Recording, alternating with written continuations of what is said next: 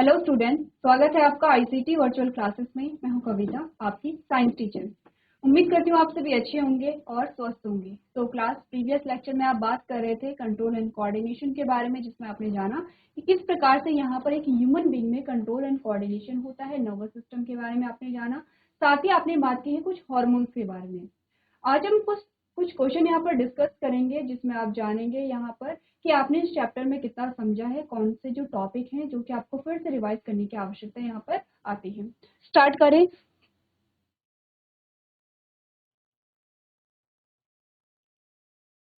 चलिए, सबसे पहला जो आपके पास क्वेश्चन है, आपके पास एमसीक्यूज आते हैं, यानी कि मल्टीपल चॉइस क्वेश्चन आपके पास आते हैं, जिसमें स्टेटमेंट आपके पास आती है, 4 ऑप्शन है, उसमें आपको सही ऑप्शन चूज करना है।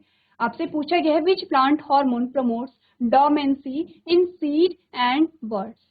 यहाँ पर आपको पूछा गया है कि इनमें से कुछ आपके पास एग्जाम्पल दिए गए हैं हार्मोन्स के, जैसे कि ऑक्सिन है, जिबरलिन है, साइटोकाइनिन है एंड एब्सिसिक एसिड है।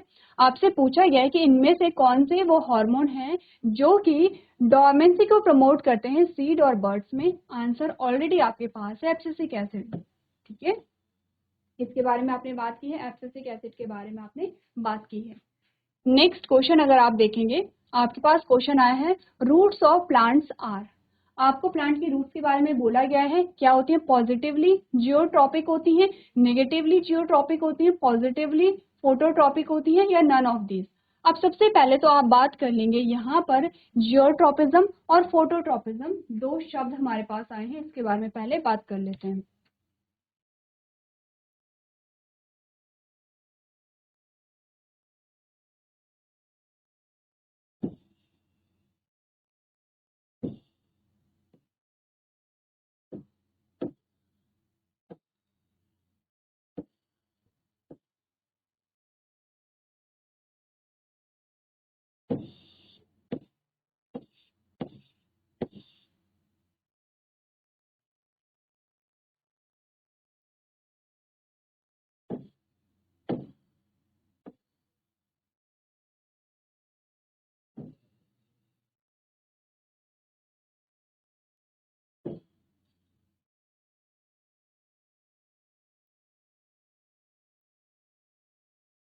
ये आपके पास क्या है, प्लांट आया है। ठीक है, प्लांट आया है। तो यहाँ पर अभी तक आपने, चलिए इसे हटा देते हैं।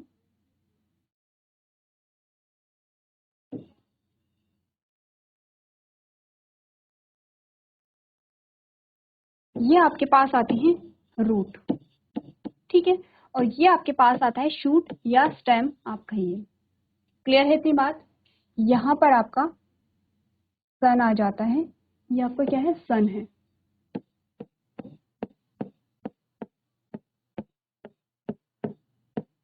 ठीक है, ये आपका क्या है, सन है। अब देखिए आपको करना क्या है यहाँ पर।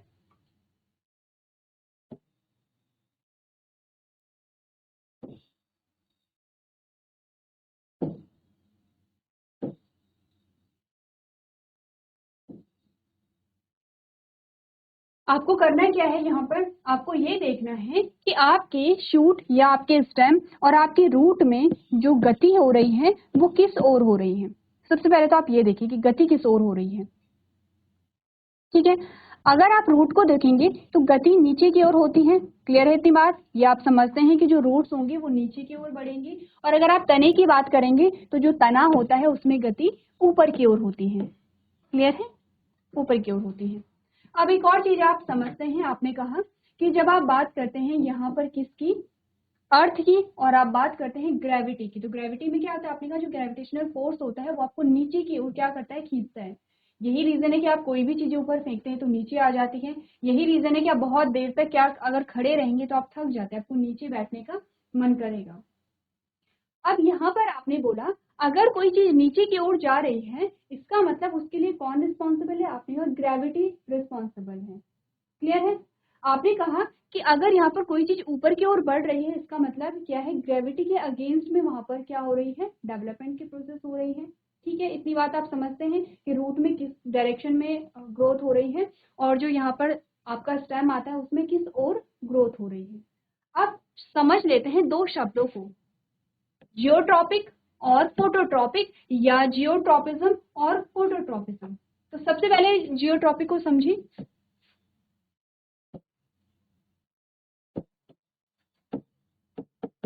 आप जियो शब्द को लेंगे और जियो का मतलब होता है यहाँ पर ग्रेविटी से आप इसका क्या करेंगे, कनेक्ट करेंगे। आपने कहा एक ऐसी ग्रोथ जो आपका ग्रेविटी है, जो ग्रेविटेशनल फोर्स है, अगर उसकी ओर होगी क्योंकि आपने कहा कि जो ग्रेविटी है वो नीचे की ओर आपका फोर्स लगाती है, ठीक है, नीचे की ओर चीजों को खींचेगी। तो जो ग्रोथ नीचे की ओर हो रही है वो ग्रेविटी की पॉजिटिव डायरेक्शन में हो रही है, ऐसा ही होगा। आपने बोला कि जो ग्रेविटेशनल फोर्स है वो नीचे की ओर लगता है, और अगर नीचे की ओर कोई चीज बढ़ रही है इसका मतलब कि वो ग्रेविटी के लिए क्या दे रही है, पॉजिटिव रिस्पॉन्स दे रही है। तो हम कह सकते हैं कि ग्रेविटी को लेकर के चले तो यहाँ पर क्या है, आपको जो ग्रोथ दिखाई दे रही है वो पॉजिटिव ग्रोथ दिखाई दे रही है। क्लियर है? तो आपने क्या बोला, अगर आप पॉजिटिव जियोट्रॉपिक कह रहे हैं तो आपने कहा जो आपके रूट्स हैं, आपके रूट्स में जो मूवमेंट हो रहा है वो किस प्रकार का मूवमेंट है, आपने कहा पॉजिटिवली जियोट्रॉपिक है। आपके जो रूट्स है वो पॉजिटिवली जियोट्रॉपिक है क्योंकि नीचे की ओर बढ़ रही है, ठीक है। अब हमने कहा क्या होगा, अगर कोई चीज जो ग्रेविटी के अगेंस्ट में बढ़ेगी, तो ग्रेविटी के अगेंस्ट में कैसे होगा, ग्रेविटी के जस्ट अपोजिट में अगर कोई चीज बढ़ रही है, जैसे आपने बात की है स्टेम की, आपका जो स्टेम है उसकी जो मूवमेंट होती है वो ऊपर की ओर होती है ऊपर की ओर। इसका मतलब क्या हुआ कि जो ग्रेविटी है, ग्रेविटी के जस्ट अपोजिट हो रही है, जस्ट अगेंस्ट हो रही है। तो हम क्या कहेंगे कि ये जो आपका स्टेम है ये कैसा होगा, आपने कहा नेगेटिवली जियोट्रॉपिक होगा या नहीं होगा, होगा, बिल्कुल होगा, क्योंकि हमने कहा कि ग्रेविटी के अगेंस्ट में यहाँ पर क्या हो रही है, मूवमेंट हो रही है या वृद्धि हो रही है। तो दो शब्दों का मतलब आप समझ गए हैं, पॉजिटिवली जियोट्रॉपिक और नेगेटिवली जियोट्रॉपिक क्या होता है। अब हम समझेंगे पॉजिटिवली फोटोट्रॉपिक और नेगेटिवली फोटोट्रॉपिक का मतलब क्या होता है। इसके जस्ट अगेंस्ट होगा, इसके जस्ट अपोजिट होगा। तो दूसरा शब्द जो आया आपके पास वो आया फोटोट्रॉपिक।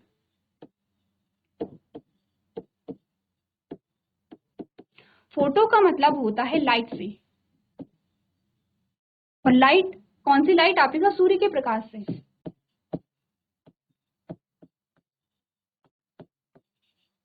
अब कुछ ऐसे पौधे होते हैं कि जो कि सूर्य के प्रकाश के प्रति रिस्पॉन्स देते हैं, जैसे कि आपने देखा होगा, आपके बुक में इमेज भी दी गई होगी। आपने कहा कि यहाँ पर अगर हम छोटा सा एग्जाम्पल लें, आपने कहा ये एक छोटा सा पौधा है, यहाँ पर सन है, ठीक है, ये एक छोटा सा पौधा है।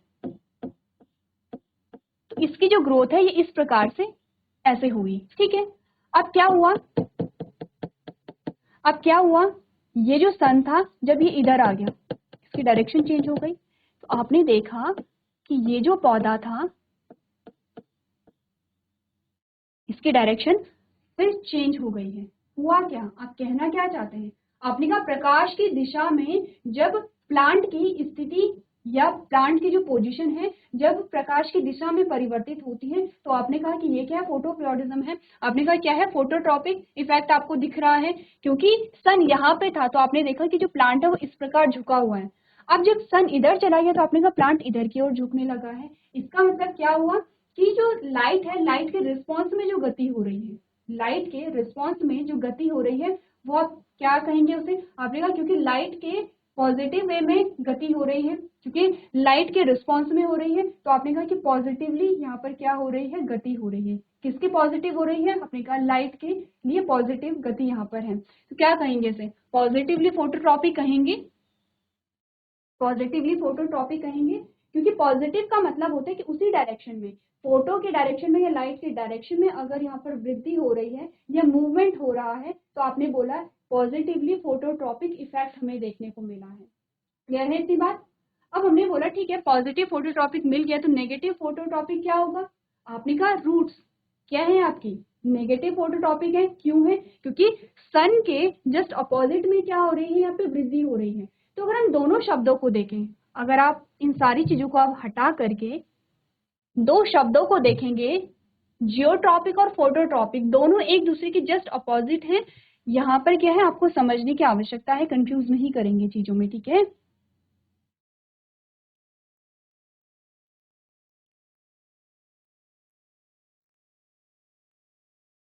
अब देखिए, अगर यहाँ पर आता है पॉजिटिवली जियोट्रॉपिक, इसका मतलब होता है नेगेटिव फोटोट्रॉपिक।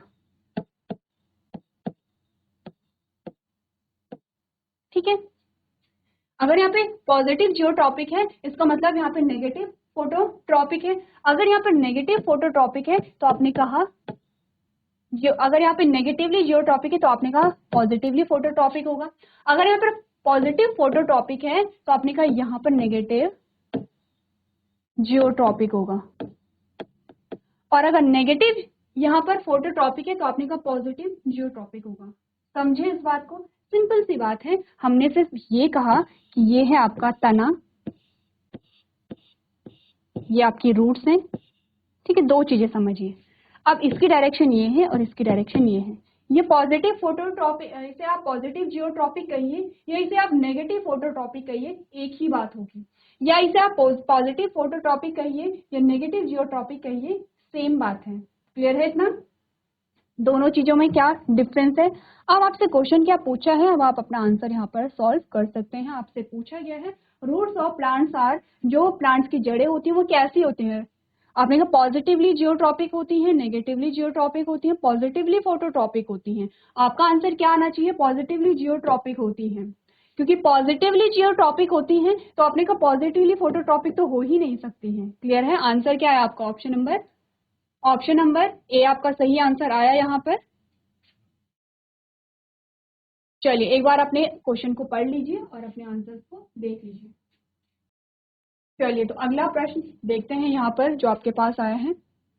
उसमें आपसे पूछा गया है response of plants root towards water is called. क्या पूछा गया है कि किसी भी प्लांट का जो रिस्पॉन्स होता है वाटर यानी कि जल के प्रति, उसे आप क्या कहेंगे? कीमोट्रोपिज्म कहेंगे, फोटोट्रोपिज्म कहेंगे, हाइड्रोट्रोपिज्म कहेंगे या जियोट्रोपिज्म कहेंगे? अब आप अगर शब्दों को समझते हैं तो बहुत इजी क्वेश्चन, एक जनरल सा क्वेश्चन है। अगर आपने टॉपिक नहीं भी पढ़ा है, अगर आप नहीं भी जानते कि किस टॉपिक से आपके पास क्वेश्चन आए हैं, तो जो जनरल सी चीजें हैं अगर आपको पता है तो आप क्वेश्चन को सॉल्व कर सकते हैं। अब देखिए हमने क्या बात की थी अभी कुछ देर पहले, जब हम बात कर रहे थे यहाँ पर फोटोट्रोपिज्म और जियोट्रोपिज्म के बारे में। आपने कहा ये स्टेम है, ये रूट है, इस प्रकार से, ठीक है। अब हमने क्या चीजें बोली थी? हमने कहा था जो रूट्स है, रूट्स नीचे की ओर डेवलप हो रहे हैं। तो रूट नीचे की ओर डेवलप हो रही है, उसका एक रीजन तो क्या था? हमने बोला ग्रेविटी, ग्रेविटेशनल फोर्स था। दूसरा रीजन क्या होगा यहाँ पर? वाटर। क्योंकि क्या है? आपने कहा क्योंकि पौधे को क्या चाहिए? पानी की आवश्यकता है, ठीक है। पौधे को अगर पानी की आवश्यकता है तो पानी कहाँ से मिलेगा? आपने कहा रूट से मिलेगा। रूट क्या करती है? पानी को एब्जॉर्ब करती है, ठीक है। अब आपने कहा कि पानी क्या होगा? जहां जहां पानी होगा रूट्स की जो डेवलपमेंट है वो उसी डायरेक्शन में होने लगेगी। क्लियर है? तो आपने क्या बोला? अब रूट्स क्या कर रही है यहाँ पर? आपने बोला पानी के लिए रिस्पॉन्स दे रही हैं। जिस ओर पानी है उस ओर वहां पर आपको क्या देखने को मिल रहा है? आपको ग्रोथ देखने को मिल रही है। ये तो था एक यहाँ पर मूवमेंट जिसके बारे में हमने बात की। अब हमने कहा कि यहाँ पर जो प्लांट्स का रिस्पॉन्स है पानी की ओर, उसे हम क्या कहेंगे? क्या उसे आप कीमोट्रोपिज्म कहेंगे? आपने बोला कीमो का मतलब होता है केमिकल से, इसका मतलब है केमिकल। कीमो का मतलब होगा केमिकल, फोटो का मतलब होगा लाइट, ठीक है। हाइड्रो का मतलब होगा वाटर और जियो का मतलब होगा ग्रेविटी। क्लियर है इतनी बात? अब आप क्वेश्चन को सॉल्व कर सकते हैं। आप क्वेश्चन को सॉल्व कर सकते हैं, बिल्कुल कर सकते हैं।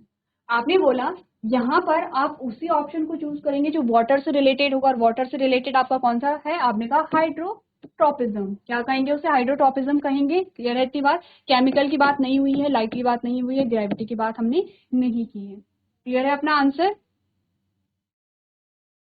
चलिए नेक्स्ट क्वेश्चन आपसे पूछ रहा है movement of sunflower in accordance with the path of sun is due to. अब आपसे जो क्वेश्चन पूछे जा रहे हैं, आपका लगातार तीसरा क्वेश्चन आपके एक ही टॉपिक से आ गया है, बस लैंग्वेज को चेंज किया गया है, ठीक है। तो आपसे पूछा है कि आपने कहा सनफ्लावर है जिसे आप सूरजमुखी कहते हैं, उसकी जो यहाँ पे मूवमेंट हो रही है वो सन के अकॉर्डिंग हो रही है। जैसे कि अभी हमने कुछ देर पहले क्या किया था? एक फ्लावर हमने लिया था, आपने बोला ये प्लांट है इस प्रकार से,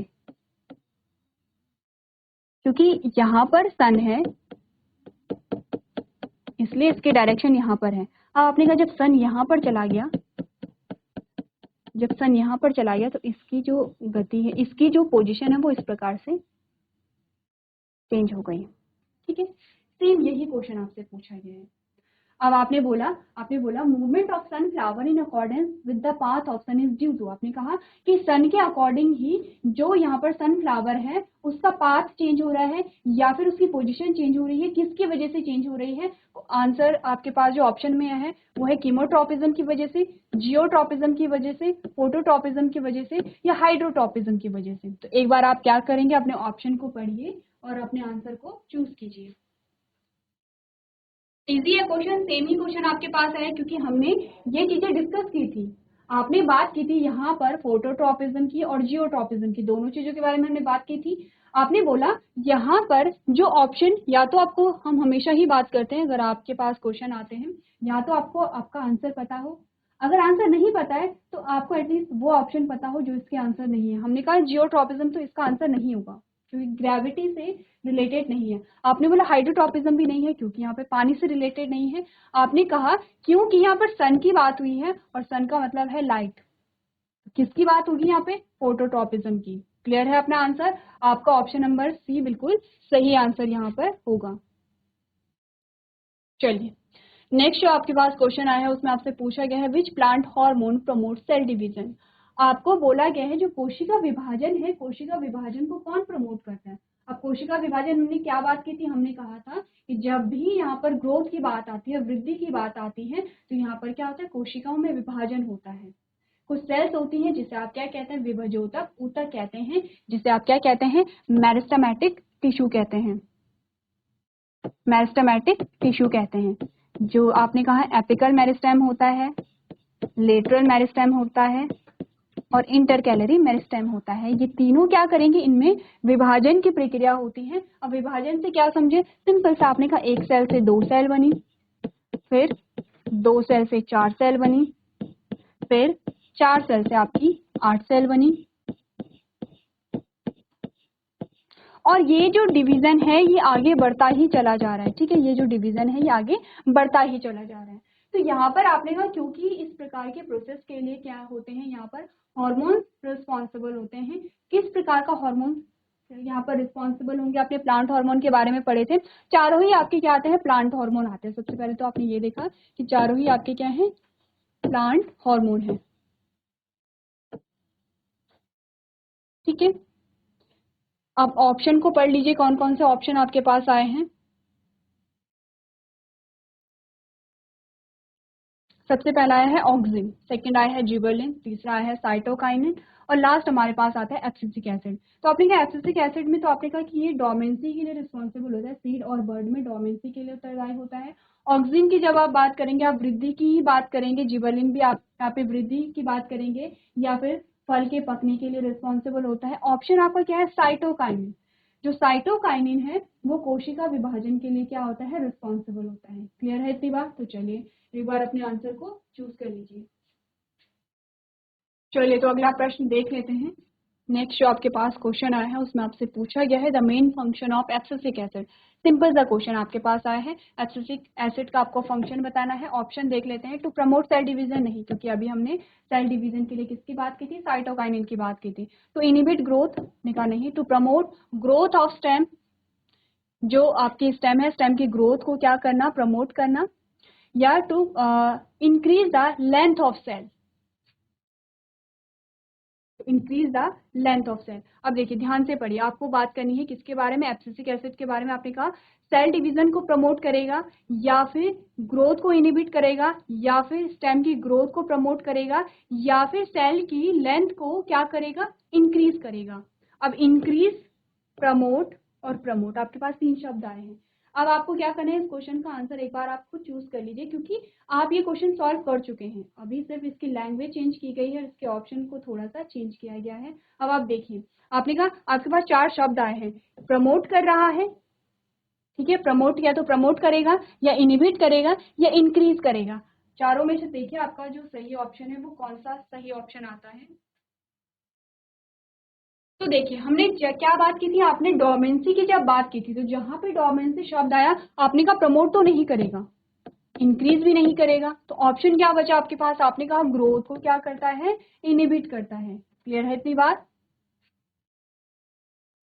चलिए नेक्स्ट क्वेश्चन जो आपके पास आया है, fall of mature leaf and fruits from plant is triggered by which of the following substances. आपने कहा कि जो यहाँ पर मेच्योर लीफ होती है, जो परिपक्व पत्ती झड़ती है, उसके लिए कौन उत्तरदायी होता है? ऑक्सिन है, साइटोकाइनिन है, जिबरलिन है, एब्सिसिक एसिड है। इजी आंसर है आपका, क्या होगा? Abscisic acid. ठीक है, क्या होगा आपका? एब्सिसिक एसिड आपका सही आंसर होगा।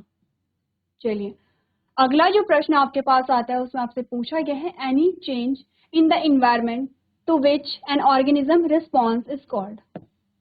अब यहाँ पर आपके पास जो क्वेश्चन आए हैं वो किससे आए हैं? Control and coordination in animals, यानी कि जंतुओं में कंट्रोल एंड कोऑर्डिनेशन किस प्रकार से होता है, वहां से आपके पास क्वेश्चन आने शुरू हो गए हैं।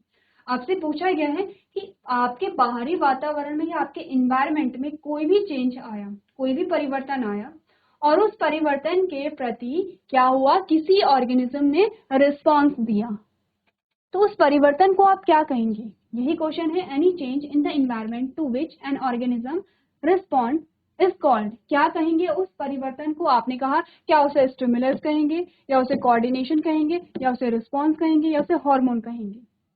क्लियर है? सबसे पहले बात कर लेते हैं आपके सबसे लास्ट वाले ऑप्शन से, हार्मोन। आपने कहा हम यहाँ पर किसी केमिकल की बात नहीं कर रहे हैं, हम किसी परिवर्तन की बात कर रहे हैं। आपके बाहरी वातावरण में जो चेंजेस होंगे उसकी बात यहाँ पर की जा रही है, यहाँ पर हार्मोन्स की बात तो नहीं की जा रही है। फिर हमने बोला रिस्पॉन्स, क्या उसे रिस्पॉन्स नहीं किया? हमने कहा नहीं, हम तो बात कर रहे हैं किसी ऐसे चेंज की, किसी ऐसे परिवर्तन की जिसके लिए रिस्पॉन्स आया है, जिसके लिए रिस्पॉन्स आया है। इसका मतलब ये रिस्पॉन्स तो नहीं है। अब आता है कोऑर्डिनेशन, यानी कि समन्वय की। हमने बोला परिवर्तन आया यहाँ पर, और परिवर्तन का असर क्या हुआ ये हम देख रहे हैं। ठीक है, परिवर्तन का असर जब हुआ, यानी कि जो रिस्पॉन्स आया होगा, वहां पर हमें कोऑर्डिनेशन देखने को मिलेगी। आप क्वेश्चन को अच्छे से समझिए। आपको बताना क्या है? आपको ये बताना है कि आपके वातावरण में कोई चेंजेस आए, कोई परिवर्तन आए, जिसकी वजह से आप पर कोई फर्क पड़ा और आपने उसका रिस्पॉन्स दिया, आपने उसकी प्रतिक्रिया की। क्लियर है? आपको ये बताना है कि उस परिवर्तन को क्या कहते हैं। अब ये अलग बात है कि जब आपने प्रतिक्रिया दी, तो प्रतिक्रिया जब आप दे रहे थे तो आपके एक से ज्यादा ऑर्गन्स वहां पर कोऑर्डिनेट कर रहे थे, समन्वय कर रहे थे आपस में। कोऑर्डिनेशन की बात नहीं हुई है। हमने ये जानना है कि उस चेंज को हम क्या कहते हैं। आपने कहा स्टिमुलस कहते हैं, उद्दीपक कहते हैं। क्लियर है अपना आंसर? क्यों उद्दीपक कह रहे हैं? क्योंकि हमने कहा था, जब आपने स्टिमुलस के बारे में बात की थी, हमने कहा था कि आपके वातावरण में कोई भी ऐसा परिवर्तन, कोई भी ऐसी चीज, कोई भी ऐसी क्रिया जिसका आप पर प्रभाव पड़ता है और जिसके लिए आप रिस्पॉन्स देते हैं, उसे आप क्या कहते हैं? स्टिमुलस कहते हैं, यानी कि उद्दीपक कहते हैं। क्लियर है इतनी बात? तो आपको उद्दीपक पता होने चाहिए। अब आपने कहा उद्दीपक को क्या होता है? आप रिसीव करते हैं। आप रिसीव कैसे करते हैं? आपने कहा आपके सेंस ऑर्गन होते हैं, उन सेंस ऑर्गन पे आपके क्या होते हैं? रिसेप्टर लगे होते हैं, और उन्हीं रिसेप्टर के द्वारा आप स्टिमुलस को रिसीव करते हैं। क्लियर है? तो चलिए एक बार अपने आंसर को नोट कर लीजिए। चलिए तो अगला प्रश्न एक बार देख लेते हैं। नेक्स्ट जो क्वेश्चन है उसमें आपसे पूछा गया है, pair of the body which respond to the instruction send from the nervous system is called. अब देखिए क्वेश्चन को समझिए। ये क्वेश्चन आप लोग घर से सॉल्व करके लेके आएंगे। एक बार क्वेश्चन को डिस्कस कर लेते हैं। क्वेश्चन आपसे पूछ क्या रहा है? क्वेश्चन में कहा गया है a part of the body, इसी बॉडी पार्ट के बारे में आपसे बात की गई है, which respond to the instruction send from the nervous system. आपने कहा बॉडी का वो पार्ट या आपके शरीर का वो भाग या वो हिस्सा जो कि किसके इंस्ट्रक्शन को फॉलो कर रहा है या किसके इंस्ट्रक्शन के लिए रिस्पॉन्स दे रहा है, जो कि आपके नर्वस सिस्टम से भेजी गई हैं। तो एक बार फिर से पढ़िए। आपने कहा part of the body which respond to the instruction send from the nervous system, यानी कि अपने शरीर के उस भाग का नाम बताइए जो कि नर्वस सिस्टम के द्वारा भेजे गए इंस्ट्रक्शन के प्रति रिस्पॉन्स देता है। क्या कहेंगे उसे? रिसेप्टर कहेंगे, इफेक्टर कहेंगे, नर्व कहेंगे, या मसल्स कहेंगे। अब देखिए सारे ही शब्द, चारों ही शब्द इंपॉर्टेंट है, चारों की आपको डेफिनेशन आनी चाहिए। रिसेप्टर क्या होते हैं, इफेक्टर क्या होते हैं। रिसेप्टर के बारे में अभी अभी हमने बात की है, ठीक है। इफेक्टर क्या होते हैं, नर्व्स क्या होती हैं, और मसल्स क्या होती हैं। तो एक बार आप लोग इस क्वेश्चन को घर में यहाँ पर ट्राई करेंगे, सॉल्व करके लेके आएंगे। नेक्स्ट जो हमारा लेक्चर होगा उसमें हम इस क्वेश्चन के आंसर को डिस्कस करेंगे। तो आज के सेशन में हम इतना ही करेंगे। अभी तक क्लास में बने रहने के लिए आपका धन्यवाद।